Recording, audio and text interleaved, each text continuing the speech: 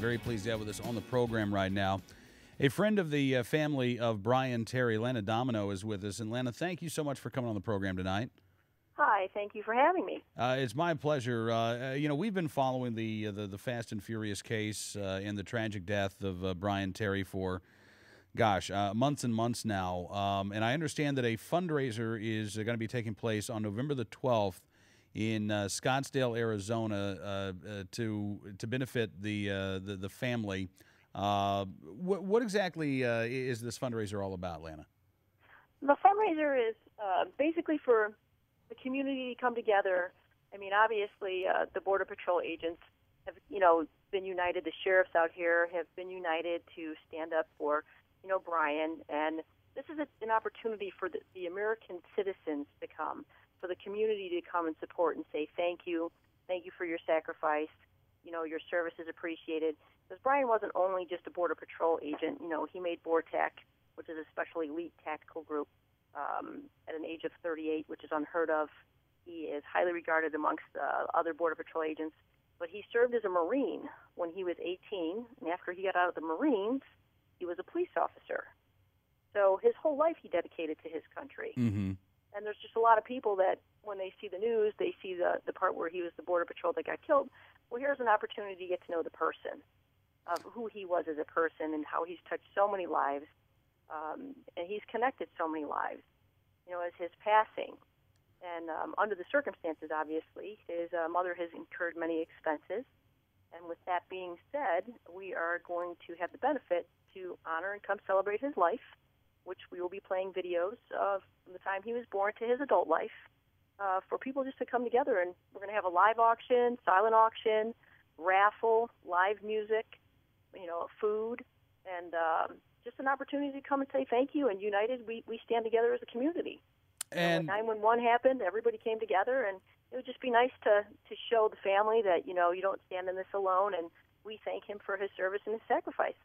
Absolutely, and I understand that the money raised is going to go to Brian's mom so that she can attend the hearings in the case of her son's murder. Because, I mean, quite frankly, Lana, for those of us who've been following this story, we understand that the Terry family was actually denied victim status in this murder case, which makes it a little bit more difficult for them to be involved in the decisions regarding the prosecution. And really, I mean, we're still waiting for very basic questions to be answered regarding Brian Terry's death, and it's been almost a year now. Yes, it has. It's quite the odd case, but with U.S. Attorney Dennis Burke stepping down, I believe that answers are going to come, and with the Jaime Avila case, as far as victim rights, we'll see what's going to happen there now that Dennis Burke has resigned and pretty much admitted the guilt of what he had done. And he was part of the cover-up. And it's unfortunate, because as a state, Arizona's not a bad state, and all politicians aren't bad. It's just that you get a few here and there, and they decide whatever they decide to do for whatever reasons or purposes. It's just sad. All the way around, it's just sad. It is. Do you mind me asking, Lana, because I know that the Terry family has been very private, and they haven't talked a lot about what happened to their son and their brother. Terry actually listens to your radio station every night. He's listening right now. And he's very grateful. The coverage that you guys have done is amazing. There's not too many radio stations that cover it on a consistent basis. You guys talk about it just about every night, and they're very grateful. They would love to express their opinions and their outrage, but at this point in time, they can't. And there's certain things like that ISA has released, about the third gun. Right. That Kent's already said it himself. He's like, that's a lie. And ISA, the family was already told specifically that there was a third gun. So, but they can't really make too many comments under the circumstances, but they are listening. They are listening. And it's nice just to know that people care, and you have callers that call in, and you have guests that talk about it. It helps them a lot just to know that there's support out there and people care. Well, I think a lot of people care, and I'm proud that we can talk about this and we can keep this story alive because it deserves to be kept alive. How's the family doing? How are they holding up? I think that they haven't really had an opportunity to grieve. That was kind of stolen from them a little bit with the circumstances. And it's coming up to the year date with still no answers. And besides there being no answers, there's just a lot. Like you said, with the Jaime Avila case and the victims' rights being denied, the average person, that would have never happened. Victims' rights are given out plenty of times. And for that to happen, it was just like another slap, to the Terry family. Yeah. And it's unjust what's going on. And there's a lot of people that have knowledge of the legal system, and they know that this is not appropriate. This is not appropriate behavior. It's not normal. All the stonewalling and the cover-up, it's just not normal. And anybody who pays attention to politics knows it's not normal either. It's unfortunate that whistleblowers, this is where we're getting the truth from, is whistleblowers, and that the DOJ still hasn't come forward and told the truth. And it's probably going to be a long, dragged-out thing that goes on for a whole other year, because it doesn't seem that anybody wants to come forward and, be honest until a whistleblower comes forward and tells the truth. Under that, that's kind of hard from the family's point of view. Right. You have to listen to it. I mean, they're grateful for the whistleblowers that have come forward. They're extremely grateful. Because without them, we wouldn't be where we're at today in his case. Oh, absolutely right. We've got these emails that were sent from the U.S. Attorney's Office just hours after Brian Terry's death, talking about wanting to keep this out of the media, wanting to hide the connection between Agent Terry's death and Operation Fast and Furious. And you're right. If it weren't for guys like John Dodson, who went public with their concerns about Fast and Furious, I don't know when we would have found out. I don't know when we would have learned this stuff. Yeah, even as early, Tom Tancredo, he made a statement on the radio, too, that, he'd heard some stuff. Vince Cefalu had come forward talking about Project Gunrunner. There was a few hints, but nothing like where you would know directly. But if you put all the pieces together, from Vince Cefalu coming forward with Project Gunrunner, John Dodson coming forward and saying, this is what was going on, here's the guns, it was on tape, we watched them, I tried to stop it. The ATF agents that have come forward, unfortunately, have been punished, which I don't think is fair. It takes a lot of courage to do what they've done. Mm-hmm. I take my hat off to them. It's men and women like them that should be promoted, and not Newell and McMahon. I think this whole shifting of the job positions with the ATF and what they've done is just that's another unjust thing. The people that want to do the right thing, and they believe in doing the right thing, and they have the courage and the bravery to come forward and be honest and stand up for another fellow American who served their country, and then they get punished. It's just not right.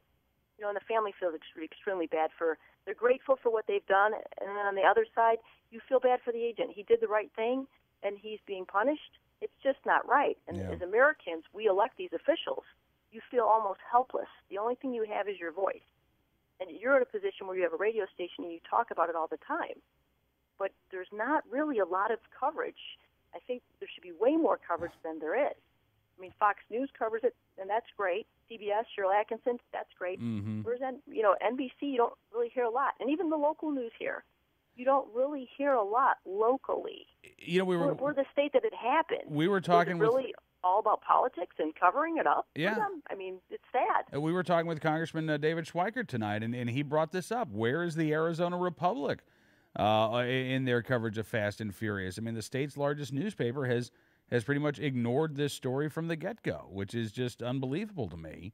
I can promise you, Lana, it's unbelievable to me. That's why social media has been a way for people to actually keep this alive. Oh yeah. And I started a Facebook page called Justice for Brian Terry, a True American Hero, and I post all the articles, and radio gets posted on there as well from your show, and other people that have, because there's so many Americans that don't get to hear about it. That if you're on social media, you have an opportunity or a chance to say, here, you've never listened to Cam and Company, here's the link, listen to it. And it gets people to listen and pay attention to what's going on. In Michigan, where his family lives, they hear nothing. Yeah. Because, if it's not for social media and listening to the radio, he's locally in the news, we hear nothing. Well, that's even more sad. Cause, he grew up there. Yeah. He's a true American hero, and Michigan, even as a state locally, doesn't even cover it. Well, Lana, and I'm right there with you. I think the media coverage has just been inexplicable. But I can tell you that we're going to follow this story till the end. We're not going to quit reporting on the latest developments. That is awesome. You guys are great. Now, tell me before we run out of time here, if folks want to attend this fundraiser on November the 12th in Scottsdale, where is it taking place, and how can folks get more information about it? It is at the Scottsdale International Auto Museum in Scottsdale, Arizona. And if they want to buy tickets, they can go online to the website. And the website is www.rememberbrianterry.com. You could buy your tickets there. We are also selling T-shirts for those that cannot attend and would like to support the cause. And all the proceeds will be going to Josephine Terry. And if you'd like to make a monetary donation, that could be done on the website as well. And we have another page on Facebook called Remember Brian Terry, or Border Patrol Agent Brian A. Terry is a like page. And we post stuff on the up-and-coming event there. But like I said, it's about coming out, celebrating his life and what he brought to so many that got to meet him, for the people that didn't get to meet him, to learn who he was as a person. And just say, hey, thank you for your service. It's appreciated. Thank you for the sacrifice that you made. You know, because in turn, I think his death has stopped Operation Fast and Furious and in turn saved lives. I mean, I know there's still guns out there, but if this reckless program was to continue, there would be even more. I think that you're absolutely right about that, Lana. Listen, I can't thank you enough for coming on the program tonight. I'd love to have you back again before November the 12th so we can remind folks about the fundraiser that will be taking place.